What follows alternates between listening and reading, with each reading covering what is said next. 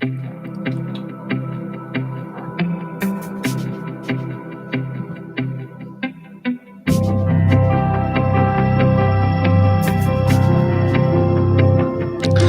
morning. Good morning. This is Vinium on the Checkin In podcast. Thanks for joining in. I've got the TikTok live stream going, the Instagram, and the YouTube live stream. And we are today on the Checkin In podcast answering the question, what are your top priorities right now? What are your top priorities right now?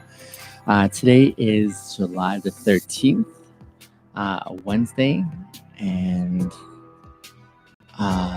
this is episode number 9. Glad to have you guys coming in. I see you guys already coming in on the Instagram and the TikTok. Got a couple on the YouTube here. So good to have you joining in on this episode of the Checkin In podcast. Again, our current question today is, what are your top priorities right now? 3 reasons why I do the Checkin In podcast. Number 1, to grow in self-awareness. Number 2, to maximize my happiness. And number 3, to learn to be kind to myself. So those 3 things are what I'm usually aiming for as I go through these self-reflexive questions. And I'm glad to have you join in for that process. I hope it serves you as well. In fact, happiness is one of those things that I'm often known for. When people interact with me, they say, how are you always so happy? And so listen, I've got on my website a special course I put together. It's a mini course. It's a grueling one, so it's not for the faint of heart. But nonetheless, it is there to serve you.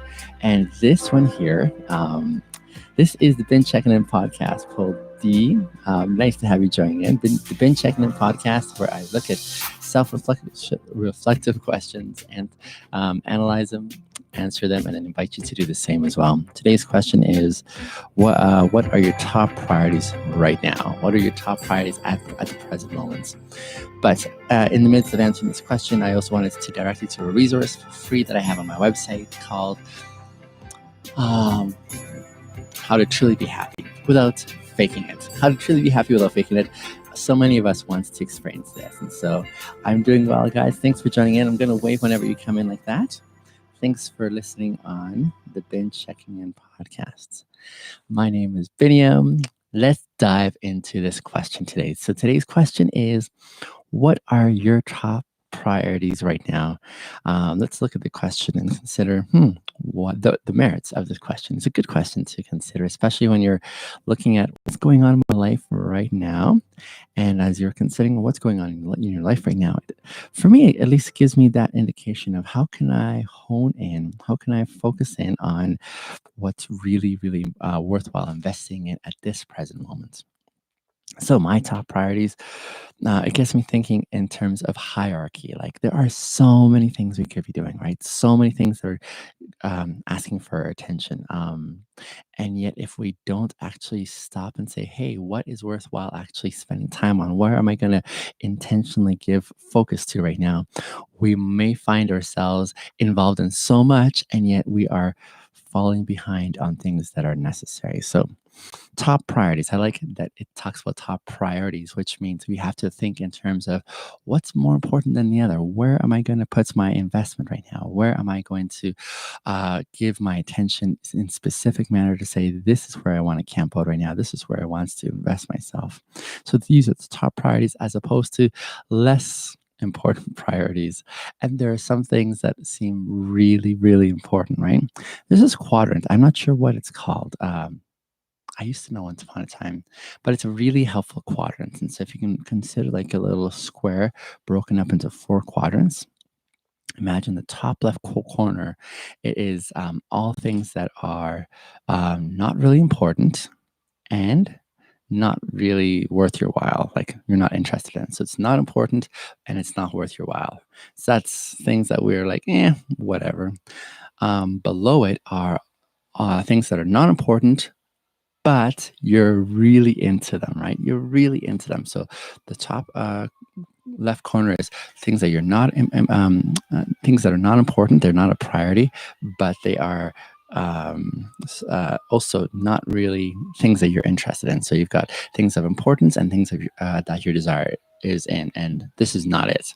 Below that box is things that are not important, things that are important, but you're really interested in. You're really interested. So the left quadrant is like your desire. The top quadrant is like your the priority sequence there. And so the bottom corner would be things that are not important, but you're really interested in. So let me give you some examples. The top corner, things that are not important, but you're also not really interested in, would be things that you really don't care to do. Things like, let's see here. Things, let's see, like let's say you are having to attend a meeting that is not really like mandatory, and you're not interested in it, and it's not really important. This would be that top corner, like a meeting where you're like, it doesn't matter if I'm there or not. That's probably what that top corner is. Below it, it's things that are not important, but you're really interested. Let's say things are not important, but you're really interested. Something like spending an evening watching or binge watching Netflix on a show that you're really into. It's not important, but you really want to do it because the desire is there. That's that quadrant there. The top right corner would be things that are really important. Actually, let's start with the bottom right corner. So this is now moving on to the other side of this quadrant here. So the bottom right corner would be things that are super important. I should finish off with this one because this is the good one. This is the really good one. Go with me up to the top one there. The top right corner would be the things that are really important, but you're not interested in. Things like doing your taxes. We're not interested in doing taxes, are we? Rarely ever are we interested in doing taxes. But then consider also other ones like mowing the lawn. That's important. Consider getting your oil changed. These things are necessary, right? So top right corner, really important, but you're not interested in. You're like, The real happy place is the things that are in the top right corner and top bottom corner. And this is things that you're really interested in, and you also know are really important, things that really bring you joy. This would probably be, let's see here, eating food. If you really enjoy eating food, you're like, yes, I get to do this, especially if you enjoy really good food, right? Can you do Pascal's wager? That's a good one there. Pascal's wager. I'm trying to remember what that one is. You might have to give me a refresher because I don't quite remember. But yes, then there is also, so there's the things that you really enjoy and things that are super important. Today's topic of what are your top priorities right now have to do with the right side of this quadrant, where they're either things that are really important that you really enjoy, or above it, things that are really important, but you're like, I got to do this, right? And there are these necessary priorities in our life right now. So what are your top priorities? What are those things that you're putting up there that's saying, these need to get done, whether I like them or whether I'm like, this is not really my jam? And how do you figure that out, especially in your moment of life right now as you're sitting in it? What are those things that you're like, okay, this is really important and I have to commit myself to it, whether I like it or don't? This is what is necessary. So what are my top priorities? And these are the big ones I'm talking about here. These are the ones that I'm not talking about, like brushing your teeth. That's important. That's a priority. I'm not talking about, hygiene, which is also important. I'm talking about the things, the activities, the investments that you're finding. This is where I really need to hone in on right now. And what does that look like for you in your own context? What does that look like when you're looking at these important top priorities right now? Let me see if I can dive into this question then by my answers. Things that are really important to me right now. I think number one for me would have to be sleep. Sleep. I'm usually thinking very carefully about my answers because I want to put them in a sequence where it's like, okay, this is what I know is really important. Now, sleep is one of those areas. It's not always been my top priority. It's not always been my top priority to prioritize sleep. It hasn't been my desire always to consider what it looks like to focus on this one here. For the longest time, I've really done amazing at maximizing my productivity in my life, maxing my productivity while minimizing my sleep or my rest quotient. And a huge part of that was ego for me. It was ego for the significant part, just because I loved getting stuff done. And I loved fitting in as much as I could. I took pride in the hard work component that I was able to bring to the table.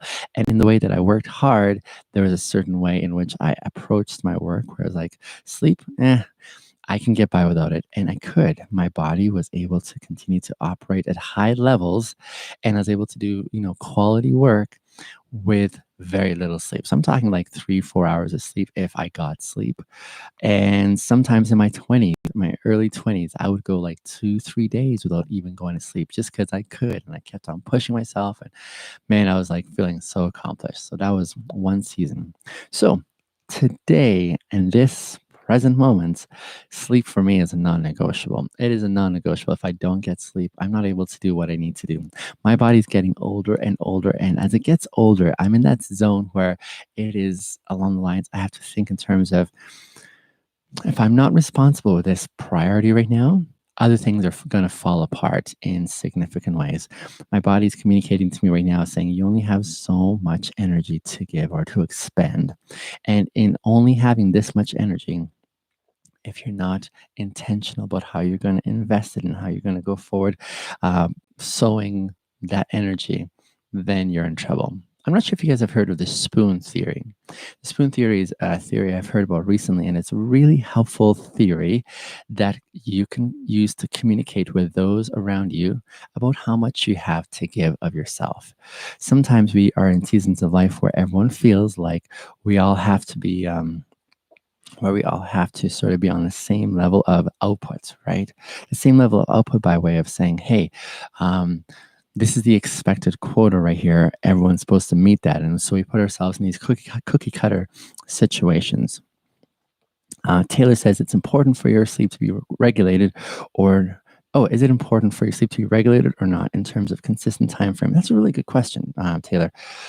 I think this depends from person to person, but I think the non-negotiable here is that you are prioritizing that you are getting sleep. So with reference to that, some people will find their schedule is really helped and aided if their sleep is regulated and in the same time frame, right? So their body requires this consistency of pattern over their schedule to be able to do what they need to. And this would probably be people who are these would probably be people who are like working a certain kind of job where it's consistent. They know they work, let's say they work 12-hour days, right? 12-hour days, that's a long work shift right there in a day. If you're working 12-hour days and it's consistent, like 5, 6 days a week, your sleep needs to be regulated. Why? Because that regular incremental time frame comes up and you're working for such a long spell. The time off, you might think you have lots of time. I remember working on the oil rigs once upon a time and we had 12-hour shifts. And before I went there, I was thinking, holy crap, we got 12 hours off. That's so much time.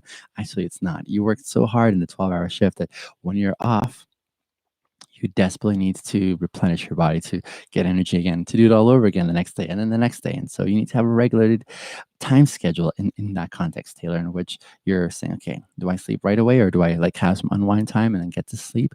But you need to have something regulated there that still serves your body. It might be 6 hours of sleep that you need. It might be 8 hours, depending on how much you're exerting yourself. So you need to figure that out. But then you have the contrast of people who are in shift work, people who have like the shifts varying. You know, they may work nights on one week, they may work on days the other week. Their schedule may be on call, as it were. So they have to be a lot more flexible in when they're getting their sleep, right, Taylor? And so they're able to like get used to a dynamic where they're sleeping maybe in the daytime, sometimes in the nighttime. That's kind of like my schedule. So like right now, I've been working through the nights. I've been coming home and sleeping because I need to sleep, you know, by the time I get to the end. And so along those lines, that's where I would say it really depends on where a person's lifestyle is and what their commitments are. Hello to my friends coming in. I see you guys saying hello. I'm just going to give you a wave as you coming in so that I can keep on the train of thought that I'm presently on. So sleep is one of those really important priorities for me in my life right now, because if I don't get sleep, here's the consequences that may ensue. If I don't get enough sleep, especially given my job as an Uber driver, I'm an Uberologist. And so with my job as an Uber driver, I want to ensure the safety of my riders, right? And if I'm not actually focused on the safety of my riders and I'm just trying to push my body beyond its ability, my body's at the point right now where it'll just shut itself down. It'll just shut itself down And so I have to watch for those cues that it's giving me and saying, okay, my energy is depleting right now. It's time for me. It's safe for me to go off the road. Because if I keep on going right now, I'm not only putting my life at risk, but also the life of those who are getting into my Uber with me. And that's something that's non-negotiable. So I want to account for those elements too. Does that make sense? So that's how I think about sleep, for example. It's my number one priority that I want to make sure is in place. And the thing is, I'm still finding I'm only doing it out of necessity because I'm feeling my body depleting in energy. Whereas I want to get to the point. I'm working with the discipline to say, what does it look like for me to prioritize the sleep so that I'm saying, okay, I don't have to keep working. And so I'm actually going to intentionally go off work right now to make sure that sleep is a part of that self-care routine for myself. So that's an important one for me. Sleep replenishes my body, the energy of my body and my mind as well too. Not to say that I get exhausted working with people. I love working with people, but this is what I need for me to make that happen. So sleep is an important priority. And I place this on number one for the following reason, because when I put sleep as my number one priority, it starts to help me with all the following priorities that I'm going to share with you. If sleep wasn't in place, all my other priorities would fall apart. Do you see what I'm saying? If sleep was not in place, prioritizing the care for rest for my body, then all the other things that are really necessary would start falling apart. And sleep is one of those really, really big ones for me. So that's why sleep for me is number one priority. Second to sleep would be my role as a father. So, my ex and I, we have three kids. We've been separated for a few years. There's a fantastic friendship that we have, a really great connection for co-parenting of three kids. This is like one of my top priorities in life. Why is that? Because I've been given this responsibility of looking after these three really beautiful human beings and ensuring that their development is going really well as they're growing through the various seasons. They're now my three kids are 10 years old, 7 years old, and 8 years old. And so the three, they take a lot of time. They take a lot of time, but not in a bad way. This is a fantastic investment of myself and my life to ensure that they are getting what they need physically, making sure that they're housed and that they're fed, making sure they're getting what they need emotionally. This means this is the toughest part right here. How can I, as their dad, be emotionally involved in life to help them grow in what they need? There's so many individuals who miss out on this component in life today in a really sad way, where it affects their future in adverse ways. So let me give you some examples. I've seen kids who've grown up neglected emotionally as they're growing up. They may be well cared for by way of they have a bed to sleep on, they have food to eat, they have a place to stay. And yet, when the emotional neglect comes in play, they grow up with some challenges through life that they have to learn to undo. And these are really deep seated challenges, ones where they are looking for attention in the wrong places, ones where they have trouble connecting with others emotionally, whether in platonic relationships or romantic relationships. Like there's a whole bunch of ensuing challenges that they start having to cope with in their life because of this neglect that happens. And I've worked with kids for many years, like decades. And in that time working with kids, I've just seen these trends over time. And so one of those things in my mind, by way of priority, is how can I, as a dad, be present in the life of my kids? How can I, as a dad, be present in an intentional way to ensure that as they're growing through their various seasons, I'm also growing with them and giving them what they need for their own development, so that they're having some really good experiences, so that as they're growing, they and I can still have a relationship together. One of the most painful things I find so hard to watch is watching kids and their parents growing divergent in their interests to get to know one another and stay with each other. Now, it's not a question of loving them, the love that they have for each other. It's more of a question of that they're missing each other. It's like ships sailing by each other. They try to communicate, but they're just not understanding each other. And I want to say, what do I need to do at this present point right now to prepare for that season so that I can be present in their life? For my girls, for example, I want to make sure that As they get into their teens, they feel safest, not with anyone else, but with their dad. Do you know what I'm saying? I want to make sure I'm creating that space where they're feeling, okay, this is a safe place. For my son, what does it look like to help him know how to be emotionally available in his masculinity as he's growing up? What can I pass on to him that he's able to grow with? That as he grows, we are now peers together, because he's going to have to learn to make his own decisions. And what will that look like for me? So that's a really important priority right now. So I started off with sleep. If sleep was suffering, then I would not be able to be this kind of a present dad that is able to attend to the needs of my kids emotionally, physically, and then spiritually. Those are some really important things to me. And a third priority that I would say for me that I really want to hone in is how I talk to myself, how I'm talking to myself in my mind. I have been in this North American culture for many years now, decades, even decades, and I've watched a lot of patterns in in the context of doing life with people. And one of those things I would say, by way of a stereotype in general, that I've noticed is how often people talk down to themselves, how cruel people are to themselves in the space of their own minds. And this is with reference to how they think about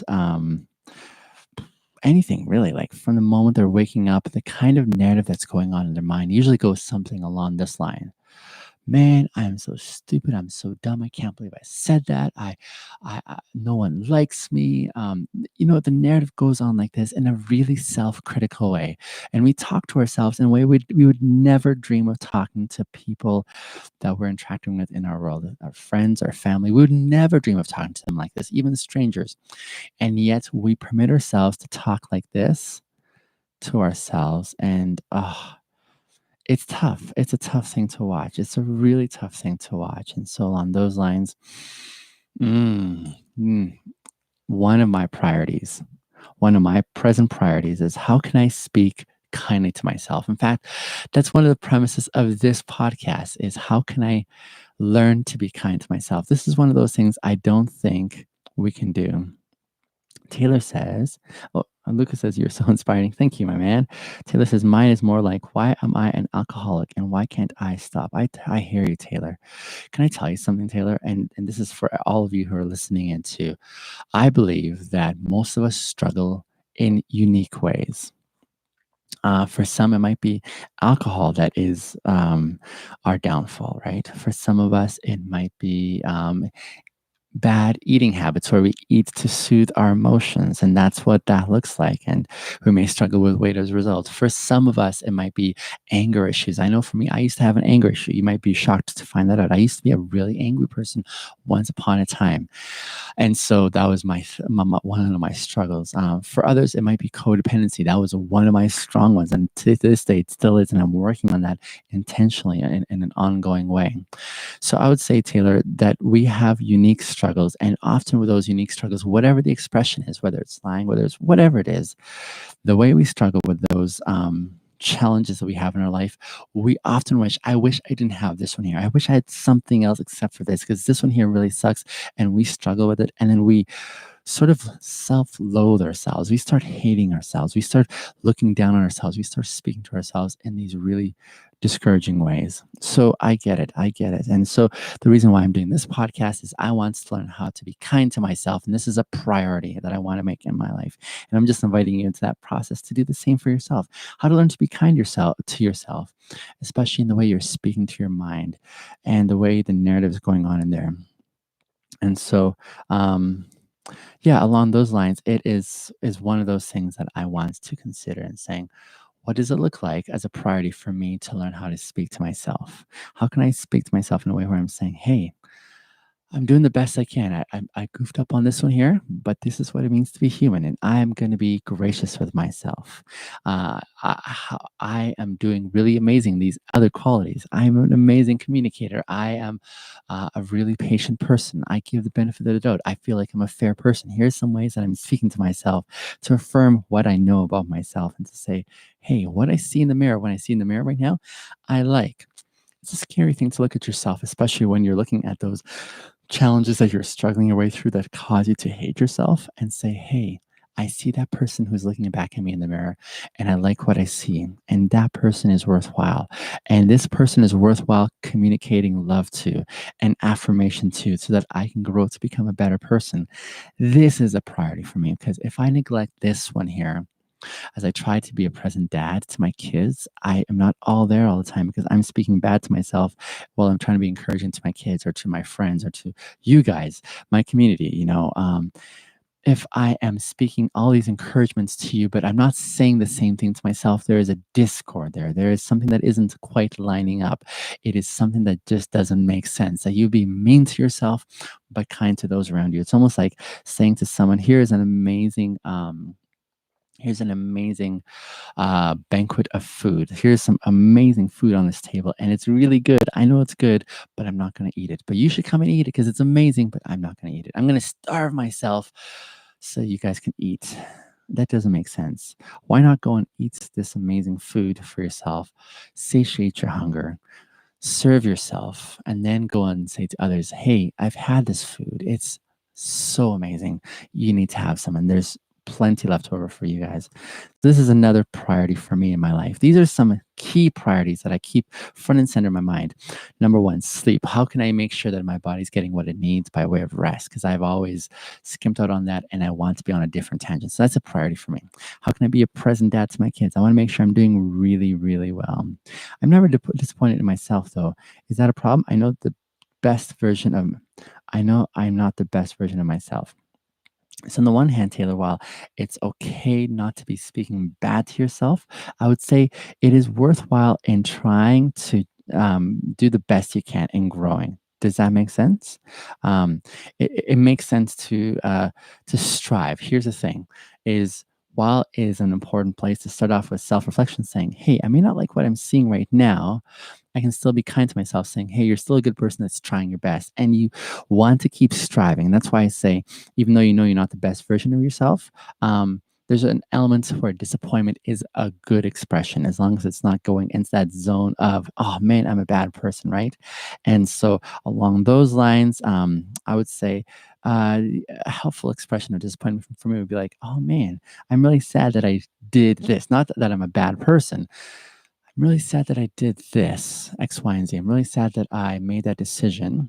I'm going to strive and try. I'm going to work hard at not doing that again. So that's why I would say, Taylor, it's important to still keep that desire going, that yearning for something better. That's a worthwhile thing to keep on pursuing, even in this current season for yourself. So translate your disappointment in maybe actions that you do or choices that you make to, I want to do better. And what does it take for me to do better? And you start yearning for something a little bit more. Does that make sense? And so, yeah. I just don't make the adjustments. Yeah, making adjustments is a tough part. And so part of that would probably be getting together with a group of friends that you really trust, that you say, hey, here's what I'm trying to work at so I can get to a better place in my own experience. What does that look like for me? Could you give me some insights about myself? And you start placing yourself into accountability context. And that usually helps too. At least I find that helps. Or looking for the counselor or input of a psychologist, perhaps. That's a really helpful thing. So consider what that would look like for yourself. I said it was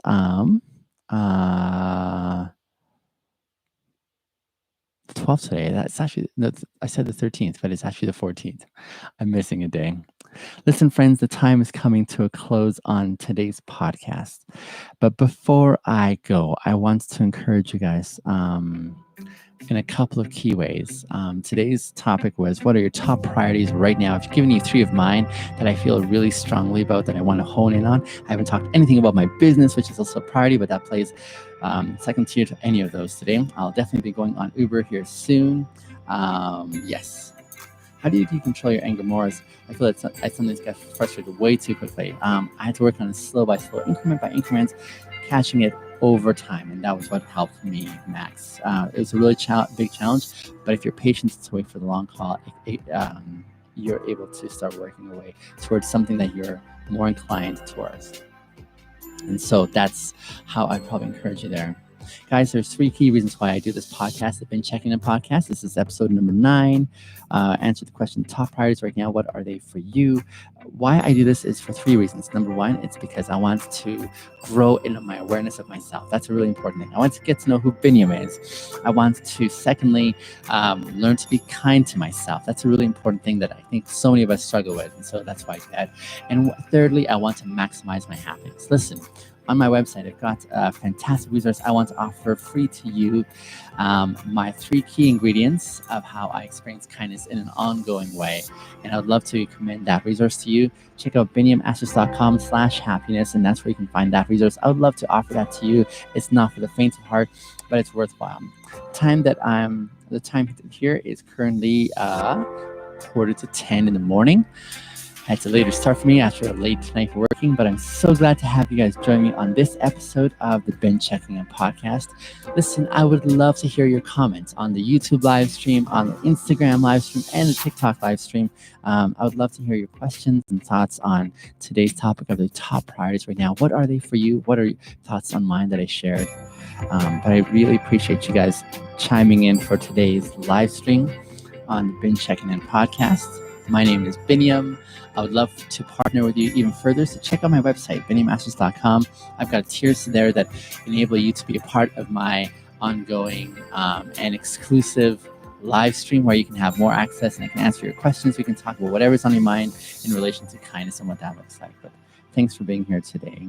Love you guys. I'm going to say bye to my TikTokers first. Guys, thank you so much for the love. I will see you guys soon on the next video that I am going to post. Talk to you soon. And then, of course, we've got my Instagrammers. Instagrammers, love having you guys here. Thank you again for your comments and your questions on here. Thanks for watching even the recording and the aftermath. And I hope you guys have a fantastic Wednesday. Happy hump day. I will chat with you soon. Love you guys. And, of course, now we also have my YouTubers. Hello. Thank you for being here. Few of you who are watching, I so appreciate you guys. You are here at the very outset before things get big, but I'm so glad to have you join in. Thank you for devoting some time to growing with me and learning about ourselves. So I so appreciate you guys. I will see you real soon on the next episode, which should be tomorrow. Love you guys. Bye. And finally, we've got my friends on the podcast. Listen.